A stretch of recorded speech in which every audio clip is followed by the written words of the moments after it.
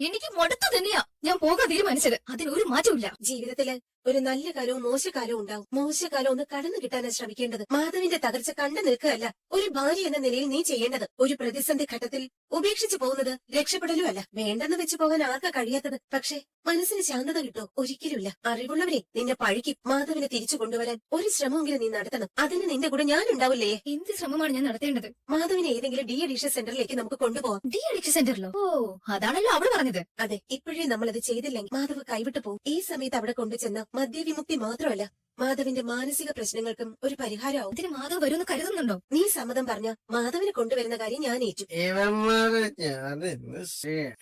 ഞാൻ തരുന്ന കാശുകളാ പെക്കൊണ്ടാ. കേട്ടില്ലേ? മാധവിന് ഈ ഒരു ചിന്ത മാത്രമേ ഉള്ളൂ. ഇത് നിന്റെ ഭർത്താവല്ലേ അവൻ. നിനക്കൊരു അല്പം ദയ കാണിച്ചൂടെ? നീ അല്ലാതെ അവന് വേറെ ആരാ ഉള്ളത്? നിങ്ങൾക്കറിയോളാ, എന്നെ ചാദിച്ചതാണ്. എന്റെ അമ്മ എന്നെ ചാദിച്ചതാണ്. പോയി എല്ലാം പോയി. എനിക്കിനി കുടിച്ച് കുടിച്ച് കുടിച്ച് മരിക്കണം. എന്റെ സങ്കടം ആരെങ്കിലും ഒരാളെന്ന് കാണാ. ഒരു വെക്കടാ. എടാ ആരുമില്ലടാ. മാഡം അവർ വന്നിട്ടുണ്ട്. മഹേഷ് അല്ലേ? അതെ മാഡം, കൂടെ വൈഫും ഉണ്ട്. അവരെ അകത്തേക്ക് വിട്. മാഡം. ആ ഡോക്ടറും കൂടെ ഉണ്ടല്ലോ. ഇതെന്താ സർപ്രൈസ് ആയിട്ട്?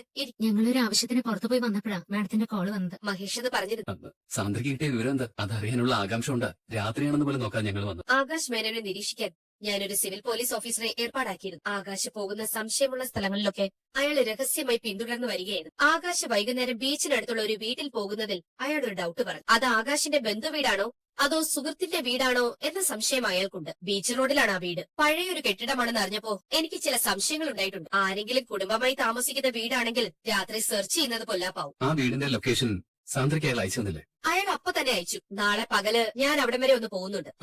അത് വേണ്ട, ലൊക്കേഷൻ സാന്ദ്ര എന്റെ ഫോണിലേക്ക് അയച്ചാൽ മതി. അവിടെ അതിലുണ്ടാവുന്നാണ് മഹേഷ് കരുതുന്നത്. അങ്ങനെ ഉറപ്പിച്ച് പറയാൻ പറ്റില്ല. പക്ഷെ ഈ ഒരു കാര്യത്തിൽ ഊഹാപോഹങ്ങൾ വെച്ച് നമുക്ക് നീങ്ങാൻ പറ്റും. അവിടെ പോയി തന്നെ നോക്കും. മഹേഷ് നേരിട്ട് പോകാനാണ് ഉദ്ദേശിക്കുന്നത്. അവിടെ ആ കുട്ടിയുണ്ടെങ്കിൽ ആകാശിന്റെ ഗുണ്ടകളും കാണും. അത് അപകടമാണ്. ബീച്ച് റോഡിലുള്ള വീടായ നിലയ്ക്ക് പോലീസ് അവിടെ എത്തുന്നതിന് മുമ്പേ അവര് വിവരം അറിയും. പോലീസ് ജീപ്പ് റോഡ് തിരിയുമ്പോ വിവരം അറിയിക്കാൻ ആളുണ്ടാവും. കാറിൽ ഒരാൾ പോയാൽ ആർക്കും ഒരു ഡൗട്ടും തോന്നില്ല. ഞാനത് കൈകാര്യം ചെയ്തു. മഹേഷ് തനിച്ചു പോകരുത്. കൂടെ പോലീസും തന്നെയുള്ള ആരെങ്കിലും കൂട്ടണം. അത് തന്നെയാണ് എന്റെ അഭിപ്രായം. തനിയെ ഒരാള് കാർ ഡ്രൈവ് ചെയ്ത് പോകുന്നത് പോലെയല്ല, ആൾക്കാരുമായിട്ട് പോകും. പിന്നെ പോലീസുകാരെ ഏത് വേഷത്തിൽ കണ്ടാലും ക്രിമിനൽസിനെ തിരിച്ചറിയാൻ പറ്റും. ആതിരെ അവിടെ ഉണ്ടെങ്കിൽ അവളെ അവര് അവിടെ നിന്ന് കടത്തിക്കൊണ്ടുപോകും. ലൊക്കേഷൻ ഞാൻ മഹേഷിന്റെ ഫോണിൽ അയച്ചുതരാം. Thank you Sandra. ഈ സഹായം ഞാൻ ഒരിക്കലും മറക്കും. മഹേഷിന് വേണ്ടി ഇതെങ്കിലും ചെയ്യണമെന്ന് ഞാൻ ആഗ്രഹിച്ചത്. പ്രാഞ്ചിയുടെ കാര്യത്തിൽ എന്ന പോലെ ഇവിടെയും സാന്ദ്ര എനിക്ക് വേണ്ടി ചെയ്തത് വലിയ സഹായം. ഈ വിഷയത്തിൽ സാന്ദ്ര വന്ന് പെടാതിരിക്കുന്നത് സാന്ദ്രയുടെ കരിയറിന് മുകളിലുള്ള പലർക്കും അത് ഇഷ്ടമായെന്ന് വരില്ല. എനിക്ക് മനസ്സിലായി. ചാൻസി റാണിയായിട്ടൊന്നും കാര്യമില്ല Mahesh. Anyway all the best. Thank you. Mahesh നിരാശനായി മടങ്ങി വരല്ലേ എന്ന് ഞാൻ പ്രാർത്ഥിക്കാം. ഒരുപാട് നന്ദിയുണ്ട്. മഹേഷിന് വേണ്ടി ആരും ഇത്ര ആത്മാർത്ഥമായിട്ട് സഹായം ചെയ്തിട്ടില്ല. അതിരെ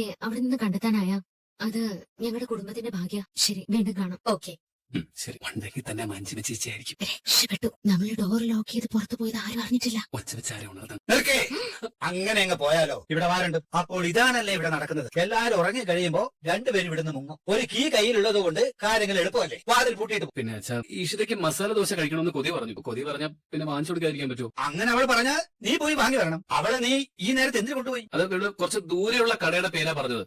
അവിടത്തെ മസാല ദോശ തന്നെ വേണമെന്ന്. അതെന്താ ഒരു മസാല ദോശ? പണ്ട് അമ്മ ഒരു അച്ചാർ കഴിക്കാൻ കൊതി പറഞ്ഞപ്പോ തൊട്ടടുത്തുള്ള ഷോപ്പിൽ നിന്ന് വാങ്ങിയിട്ട് 200 കിലോമീറ്റർ യാത്ര ചെയ്താണ് വാങ്ങിച്ചതെന്ന് പറഞ്ഞ് അച്ഛൻ അമ്മയെ പറ്റിച്ചതുപോലെ എനിക്ക് ഇവളെ പറ്റിക്കാൻ കഴിയില്ല അച്ഛാ. ഒരു വിശ്വാസമൊക്കെ വരണ്ടേ? ആ, അച്ഛനിട്ട് തന്നെ കുത്തിക്കോ. എന്റെ കഷ്ടകാലത്തിന് ഞാനൊന്ന് അങ്ങനെ പറഞ്ഞു പോയി. ഇവള് ഹാപ്പി ആയില്ലേ അച്ഛാ? നമുക്കതല്ലേ വലുത്. ഈശ്വര ഹാപ്പി അല്ലേ? ഇത്രയും പ്രതീക്ഷിച്ചില്ല. ആ ക്ലോക്കിലേക്ക് നോക്ക്. സമയം എത്രയാണെന്ന വിചാരം? കണ്ണ് പിടിക്കുന്നില്ല. എന്നാലേ എനിക്ക് നന്നായിട്ട് പിടിക്കുന്നു. ഈ നേരത്തെ ഏത് തട്ടുകടയാടാ തുറന്നു വെച്ചിരിക്കും? ഞാൻ മണ്ടനാണെന്ന് വരും. മുഖത്ത് നോക്കി കള്ളപ്പ. നീ ഇവിടെ കൊണ്ട് രാത്രി കറങ്ങാൻ പോയതല്ല. അച്ഛൻ എന്റെ നേരെ തട്ടിക്കറന്നതിന് അച്ഛന്റെ മരുമോൾ ഓരോന്നൊക്കെ പറഞ്ഞ് ഞാനെന്ത് ചെയ്യും? അച്ഛൻ ഇവളോട് തന്നെ ചോദിക്കും. എനിക്ക് മനസ്സിലായടാ, ഇവളാണ് എല്ലാത്തിനും കാരണക്കാരിയെന്ന്. ഇഷിത പറയാതെ ഇവൻ പോയി. ഈ സമയത്ത് ഭാര്യ എന്ത് പറഞ്ഞാലും ഭർത്താക്കന്മാർ അത് കേട്ടാലേ പറ്റും. എനിക്ക് സന്തോഷമായ അച്ഛൻ. അച്ഛൻ ഈ മകനെ മനസ്സിലാക്കാൻ കഴിഞ്ഞല്ലോ. നമ്മളെ നിസ്സഹായരും നിരപരാധികളുമാണ് അച്ഛൻ. എന്താണ് തൊഴുന്നത്? എന്റെ പിന്നീന്ന് നുള്ളിയച്ഛാ. തീർന്നിട്ട് വെച്ചിട്ടുണ്ട് ഞാൻ. മോളെ, നീ ഇത് തമാശയെ കാണും. നിന്റെ മാനസികാവസ്ഥ അച്ഛനാണ്. ഒരേപോലെ റൂമിലിരുന്ന് ബോറടിക്കുന്നതിൽ ഒന്ന് പുറത്തു പോകാൻ ആഗ്രഹിച്ചു. അത് സ്വാഭാവികമാണ്. ഈ സമയം യാത്ര പാടില്ല എന്ന് അറിഞ്ഞാലും നീ പറഞ്ഞ അവൻ നിരസിക്കാനും പറ്റില്ല. ഒരു കുഞ്ഞിന് വേണ്ടിയല്ലേ മോളെ നമ്മുടെ ഈ കാത്തിൽ. ഒരു പ്രശ്നവും വരാതെ പ്രസവം വരെ സൂക്ഷിക്കേണ്ടത്. ഒരു ഡോക്ടറായ മോളോട് അച്ഛൻ ഇതൊക്കെ പറഞ്ഞു തരേണ്ടതുണ്ടോ? ഇനി രാത്രി പുറത്തു വന്ന് ഞാൻ പറയില്ല അച്ഛാ. ഇപ്പൊ തന്നെ നേരെ പുലരാറായി. നിങ്ങൾ പോയിട്ട് കുറെ സമയമായെന്ന് ഊഹിക്കാവുന്നേ ഉള്ളൂ. എവിടെ പോയി എന്ത് ചെയ്തു എന്നൊന്നും ഞാൻ ചോദിക്കുന്നത്. കുറച്ച് ശ്രദ്ധയും കരുതലും ഉണ്ടായാലേ പറ്റൂ. ആ, ഇനി ഇവിടെ നിന്ന് സമയം കളയാൻ പോയി കിടന്നുറങ്ങാൻ നോക്കും. നേരം വെളുക്കാറെ. സോറി അച്ഛാ. അച്ഛാ, ഞാൻ മതി മതി. എല്ലാം ഇവളുടെ തലയിൽ കെട്ടിവെച്ച് രക്ഷപ്പെട്ടൊന്നും നീ കരുതണ്ട. മഹേഷേ, ഇത് തീക്കലിയാണ്. ഇപ്പോഴും നിനക്ക് ഇതിന്റെ ഗൗരവം മനസ്സിലായിട്ടില്ല. അസമയത്തുള്ള ഈ ചുറ്റിക്കറക്കത്തിനിടയിൽ എന്തെങ്കിലും പറ്റിപ്പോയ എല്ലാവരും നിന്നെ മാത്രമേ കുറ്റം അത് ഓർത്ത് വെച്ചാൽ പ്രിയാമണിയുടെ ചില സമയത്തെ പീറ സ്വഭാവം അറിയാലോ. ഓ, അയ്യോ അത് ഓർമ്മിപ്പിക്കല്ലേ അച്ഛാ. നിൽക്കണം അവിടെ.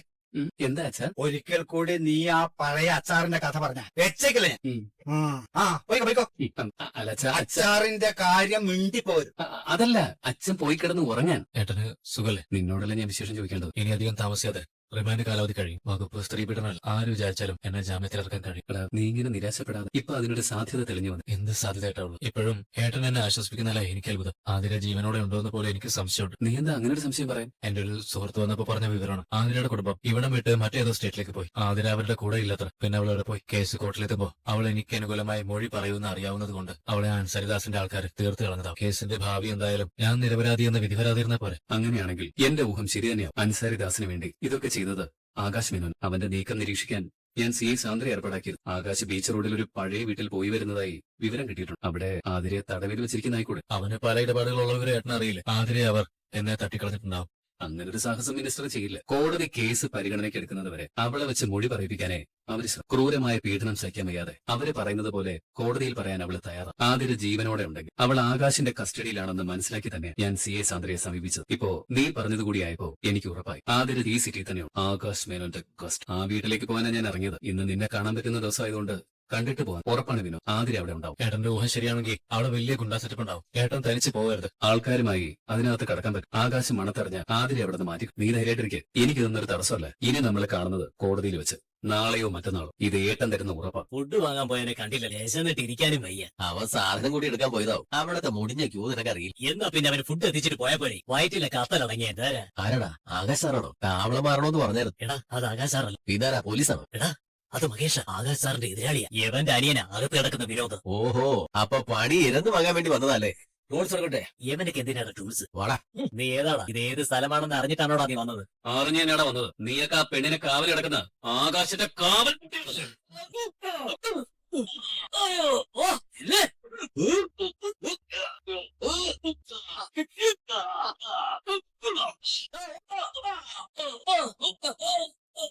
അവൻ ഇങ്ങനെ ഒരു സാഹചര്യത്തിന് ഇറങ്ങി പുറപ്പെട്ടതെന്ന് നീ എന്താ മോളെ എന്നോട് പറയാതിരുന്നത്? ആരോടും തൽക്കാലം പറയണ്ടെന്ന് മഹേഷ് പറഞ്ഞ ഞാൻ ഇങ്ങനെ പറയൂ വെച്ചാ. കടപ്പുറത്ത് ഏതോ വീട് ലക്ഷ്യം വെച്ചല്ലേ അവൻ പോയത്. എന്തെങ്കിലും പ്രശ്നം ഉണ്ടായാൽ ജീവൻ പോലും തിരിച്ചു കിട്ടില്ല. സ്വപ്നൊന്ന് പേടിപ്പിക്കാതിരിക്കും. അവരത്ര മണ്ടരൊന്നാൽ. മഹേഷ് മോനെ, ഇതൊരു വേഷം ഇത്. ഫൈറ്റ് കഴിഞ്ഞ പിന്നെ എക്സിക്യൂട്ടീവ് ലുക്കിൽ വരാൻ പറ്റും.